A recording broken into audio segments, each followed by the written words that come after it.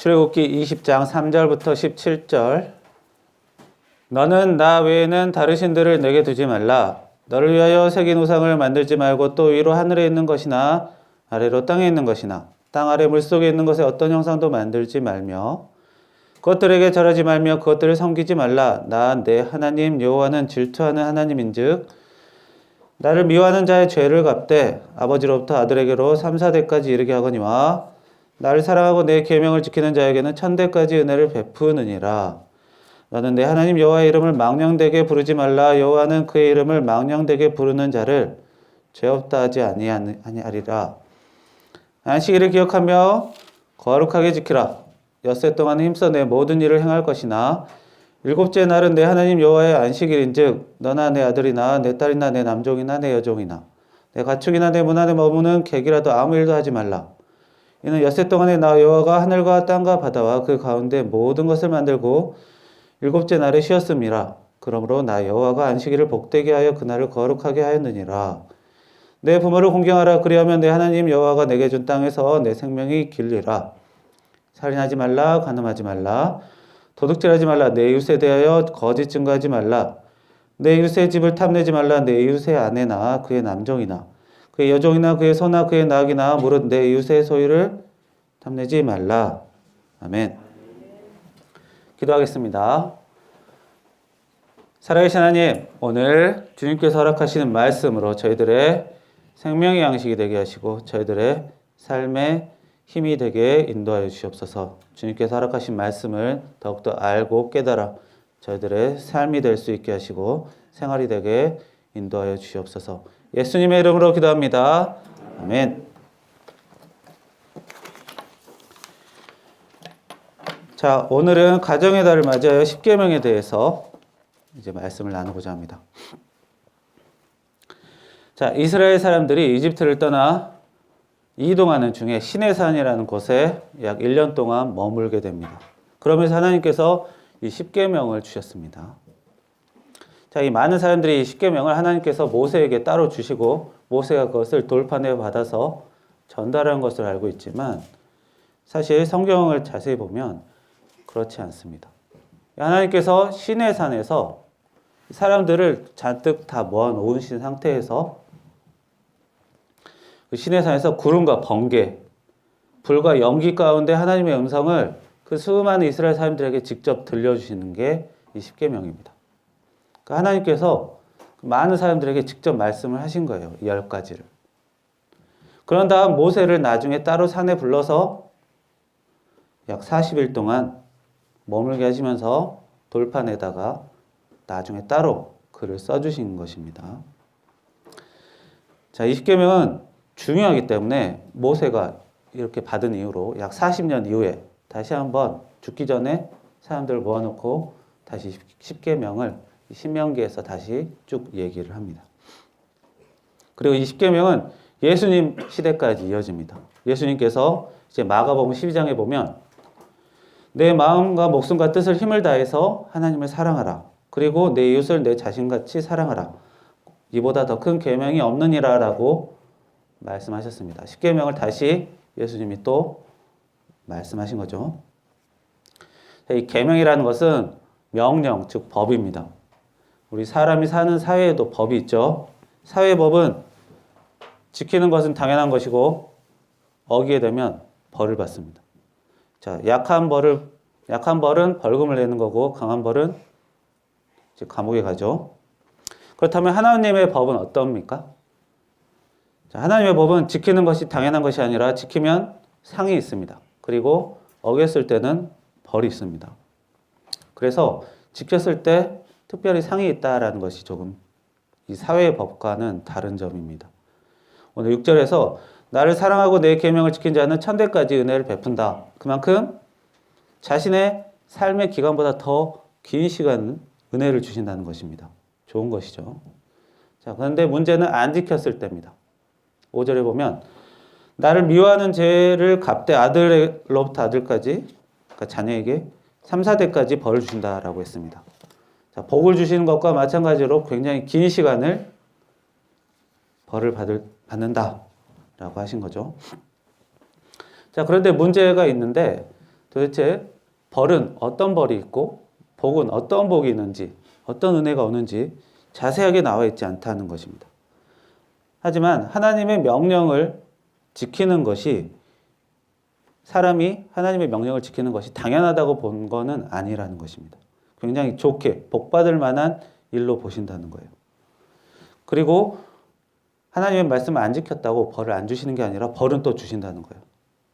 대신 벌은 짧고 은혜는 길다라는 것은 벌보다 은혜를 더 주시려고 하신다라는 것을 우리가 알 수가 있습니다. 자, 이 명령이라는 것은 이제 네가 스스로 하라는 겁니다. 그래서 할 수도 있고 안 할 수도 있지만 이왕이면 그렇게 하라는 거예요. 자, 무조건은 아닙니다. 만약에 하나님께서 이걸 무조건 해야 된다라는 것이면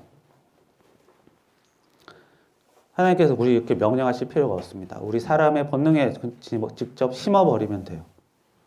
그러면 무조건 할 수 있게 돼요. 마치 기계처럼 말이죠. 우리가 밥을 할 때 전기밥솥을 이용합니다. 그런데 전기밥솥이 오늘은 밥하기 싫으니까 눌러도 안 하겠습니다 하고 거절하지 않죠. 무조건입니다. 그렇게 기계처럼 해놓으면 무조건 하게 되어 있습니다. 하나님을 사랑하고 사람을 사랑하는 것을 하나님께서 기계처럼 우리 몸에 넣으셨다면 무조건 되는 거예요. 그러나 하나님은 그렇게 하지 않으셨죠. 그 얘기는 우리가 스스로 해야 된다는 것입니다. 그래서 안 하면 벌이 있는 거예요. 철저하게 이것은 자기가 사는 동안 자신이 담당해야 될 책임이고 문제입니다. 자기가 해서 은혜를 받든 안 지키고 벌을 받든 그것은 이제 자기가 해야 된다라는 겁니다. 자, 이 10계명 중에 4가지는 이제 하나님을 사랑하라는 계명입니다. 그 중에서도 이제 해야 될 것, 하지 말아야 될 것, 이렇게 구분을 하셨어요. 자, 처음 3가지 계명은 우상 숭배하지 마라. 잡신에게 빌지 말라는 것입니다. 그리고 하나님의 이름을 함부로 쓰지 말라는 이야기도 하십니다. 자, 하나님께서 이스라엘 사람들 잔뜩 모아놓고 하나님이 직접 얘기를 해주셨어요. 엄청난 음성으로 많은 연기와 번개, 그런 구름, 그런 가운데 사람들에게 직접 10계명을 말씀해 주셨어요. 그 수많은 사람들에게. 그리고 나서 모세가 하나님을 만나러 이제 40일 동안 사라지니까 그 사람들이 어떻게 했죠? 잠깐 자리 비우는 사이에 금붙이 모아서 금송아지 만들었어요. 그래서 하나님께 직접 음성을 다 들었는데도 불구하고 순식간에 돌아섰던 게 그 사람들입니다. 그동안 이집트에 있으면서도 하나님의 기적을 수없이 받고 이동하면서도 하나님의 기적을 수없이 봤던 사람들이, 게다가 하나님의 음성으로 직접 명령을 들었던 사람들이 그렇게 한순간에 돌아서 버리는 겁니다. 자, 모세가 40일 자리 비우니까 바로 다른 신 만들어서 섬기고 있는 거예요. 정말로 가볍고 한심한 사람들이죠. 그런데 이것은 이스라엘 사람의 문제만은 아닙니다. 이 사람이라는 게 원래 이렇다라는 것을 우리 성경이 보여주는 거예요. 자, 조금이라도 불안하면 엉뚱한 데 가서 붙잡고 있는 것이 사람이다라는 것입니다. 자, 은혜는 잘 잊어버리고 아쉬우면 아무 데나 가서 붙는 것이 이제 사람이라는 것이죠. 그래서 우리 자신의 연약함을 이러한 사건을 통해 알 필요가 있습니다. 그렇다 해도 잡신을 섬기지 않고 하나님의 이름을 멋대로 되는 일을 안 하는 것이 굉장히 어려운 일은 아닙니다. 게다가 특히 사람은 자꾸 잊어버립니다. 그래서 하나님 또한 자꾸 잊어버리죠. 바쁘게 살다 보면 그렇게 됩니다. 그래서 하나님께서 일주일의 하루는 날을 정하시고 그날을 일하지 말고 쉬면서 예배하라고 하셨습니다.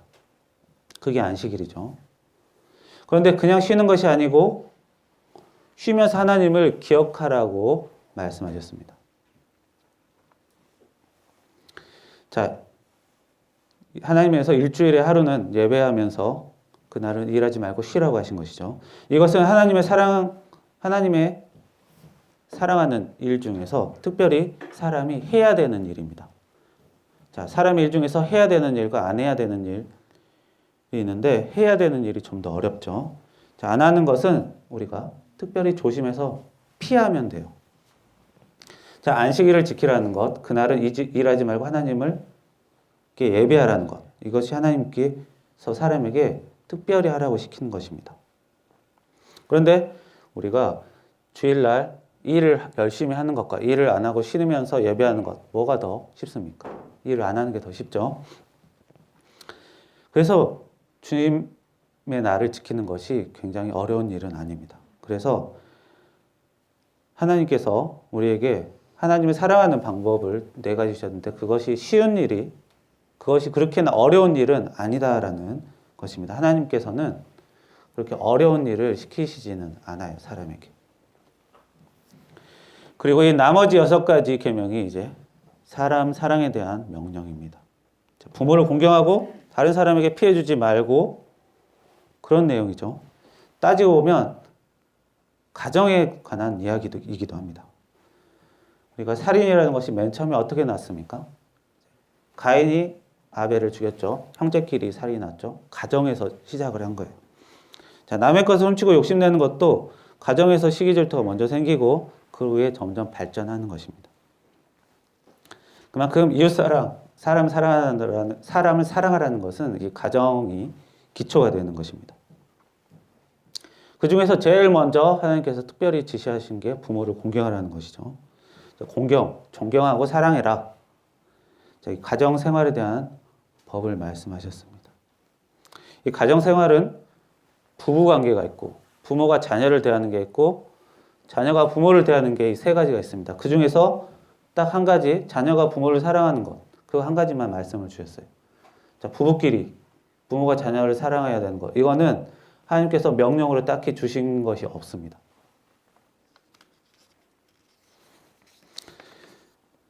자, 왜 그러셨을까요? 왜 자녀가 부모 사랑하는 것만 말씀하시고 부부의 생활, 부모가 자녀를 사랑하는 것, 이것은 주지 않으셨을까요? 자, 많은 사람들이 결혼해서 부부가 되고 가정을 꾸립니다. 그런데 이 결혼한 부부에게 뭔가 특별한 명령을 주시지 않았다라는 겁니다. 그렇게 뭔가 특별한 일을 요구하지 않으신다라는 거예요. 결국 부부는 서로 같이 밥 먹고 같이 늙으면 됩니다. 그런데 많은 부부들이 실패하죠. 자, 결혼을 깨는 부부가 시대가 갈수록 많아집니다. 왜 그럽니까? 자, 특별한 무언가를 하려고 하기 때문에 그래요. 자, 그냥 살면 되는데 잘 살려고 하다가 이제 망하는 경우가 많아요. 특히 잘 살려고 하는데 그것을 자신이 해결하는 게 아니라 상대방이 해주길 바라게 되면 실망해서 그만두는 경우가 많습니다. 그래서 거창하게 살려면 밑도 끝도 없기 때문이죠. 그냥 남의 집이 좋아 보이고 남의 사는 것이 잘 살아 보이는 것입니다. 하나님께서 특별한 명령을 주시지 않았습니다. 그래서 부부는 그냥 같이 밥 먹고 살면 됩니다. 자, 살다 보면 돈도, 살림도, 나이도, 좋은 일도, 나쁜 일도 점점 쌓입니다. 돈을 많이 모은 집은 하나님에게 은혜를 뭔가 많이 받았고, 자신도 사람 사랑하는 일에 열심을 했으니까 있는 것이죠. 그런데 그런 것 없이 그냥 무턱대고 상대방이 해주기를 바라거나 누군가가 해주기를 기대한다면 이제 싸울 일밖에 남는 일이 없습니다. 그리고 사람과 사람이 같이 살려면 상대방에게 무례하지 않게 상대를 대하고 기본 생활은 할 줄 알아야 됩니다. 이런 것들은 어릴 때부터 어른이 돼서도 계속 배우고 해 나가야 하는 부분입니다. 결국 하나님께서 부부 사이는 딱히 명령을 주시지 않았어요. 그렇기 때문에 그냥 밥 먹고 살면 되는 것입니다. 그 이상을 하려고 하다가 많은 가정이 실패합니다. 그리고 부모가 자녀를 사랑하는 것 또한 딱히 명령을 주시지 않았습니다. 이것은 하나님께서 어느 정도 본능으로 주셨습니다. 자, 사람만 부모가 자녀를 보호하는 게 아니라 동물 또한 많은 동물들이 자녀를 위해 희생하고 일을 합니다. 그래서 본능이라는 거예요. 사람에게만 했다면 본능이라고 딱히 말하기 어렵습니다. 그래서 하나님께서 심어 주셨기 때문에 하나님께서 딱히 명령을 하실 필요가 없죠. 아무리 돈을 아끼는 구두쇠도 자기 자녀들한테는 어느 정도 돈을 줍니다.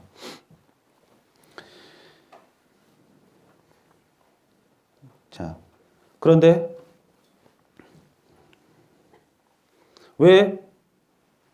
그런데 많은 부모가 자녀를 특별히 사랑하는 일에 마찬가지입니다.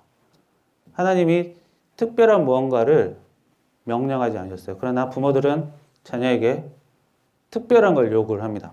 잘 살려는 걸 요구하죠. 그래서 망하게 되는 경우가 많습니다. 부부 사이, 부모 자녀 사이도 그냥 살면 되는데 뭔가를 잘하게 되기를 원하고 그것을 자기가 해결하는 게 아니라 상대방이 해결하기를 바라기 때문에 자꾸 틀어집니다. 그래서 부부든 부모 자녀든 그냥 밥 먹고 살면 되는 거예요. 그게 되면 자신이 뭔가 발전시키고 싶으면 자신이 하면 돼요. 그러나 자녀가 부모를 공경하라는 것은 특별히 명령을 주셨습니다. 그것은 본능으로 준 것도 아니고 특별히 자신이 스스로 해야 된다라는 것입니다. 자녀가 특별히 신경 쓰지 않으면 부모를 공경하는 일이 어렵다라는 것입니다. 왜죠? 부모는 사람이니까 그렇습니다. 사람은 불완전하고 실망스러운 일을 보여주기 마련입니다. 자기 부모에 대해서 실망한 적이 단 하나도 없다라는 사람은 이 세상에 없을 것입니다. 자녀는 누구나 사람이 태어났다면 자녀로서 시작하고 자녀로서 생활할 수 있는 기간이 있습니다. 부모가 살 수 있는 기간이 정해져 있기 때문입니다. 자, 그래서 부모가 있는 기간 동안에는 이 부모를 공경하라는 명령을 특별히 주신 것입니다.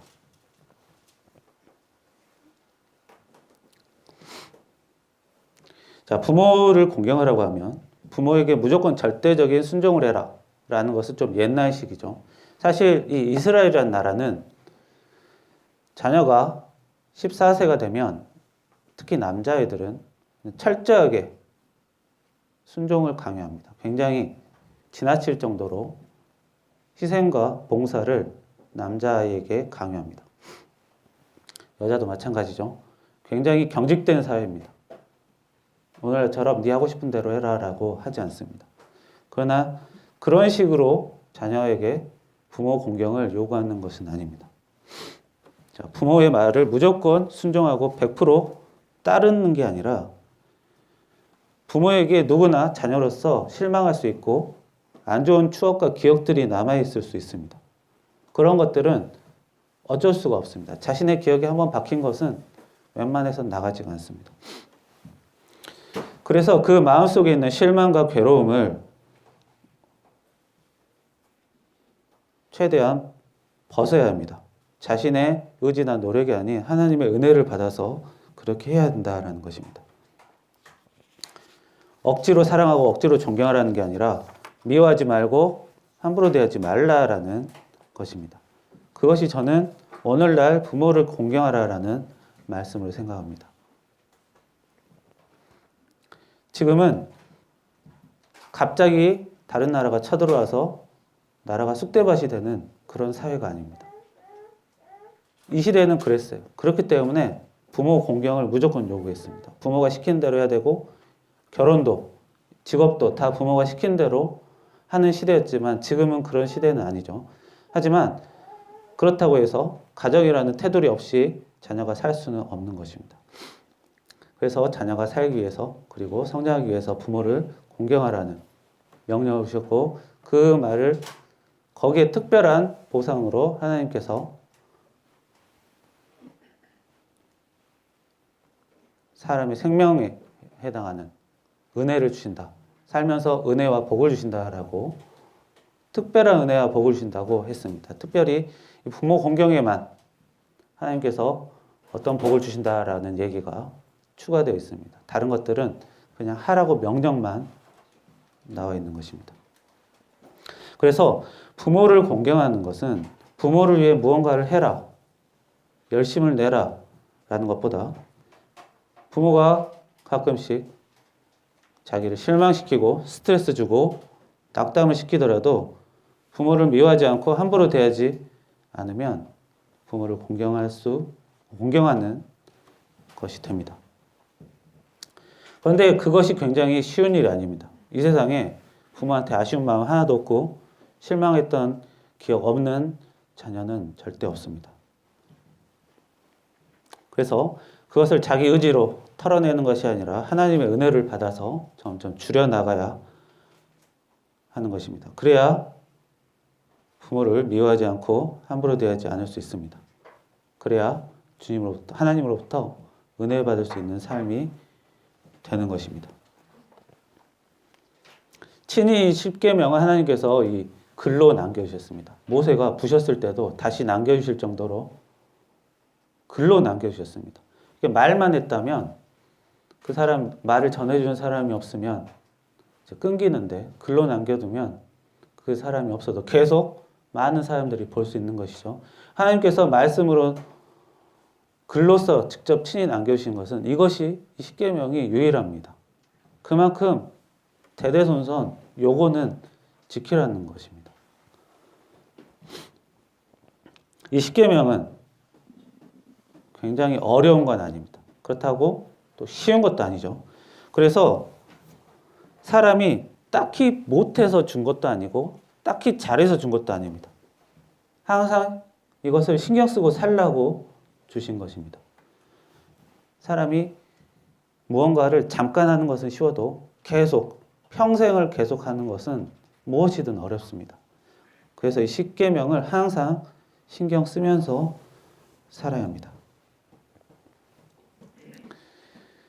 자, 이 예수님께서 이 10계명을 이렇게 말씀하셨습니다.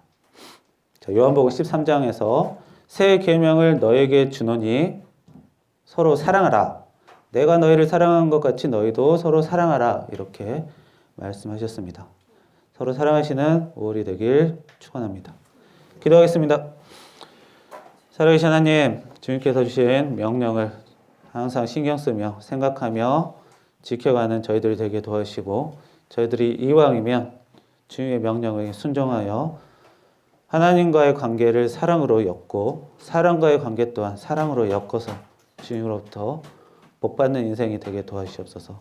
그렇지 않으면 벌을 주신다 하셨기 때문에 주여 저희들이 벌받는 인생이 아니라 복받는 인생이 되게 하시며 주여 저희들이 하나님과 사람을 사랑할 수 있는 마음을 주셔서 주님으로부터 받은 힘과 능력으로 우리가 사람을 사랑하며 살 수 있게 도와주시옵소서. 사람이 평생을 잘하고 살기는 주여 어렵습니다. 그러나 우리가 자꾸 조금이라도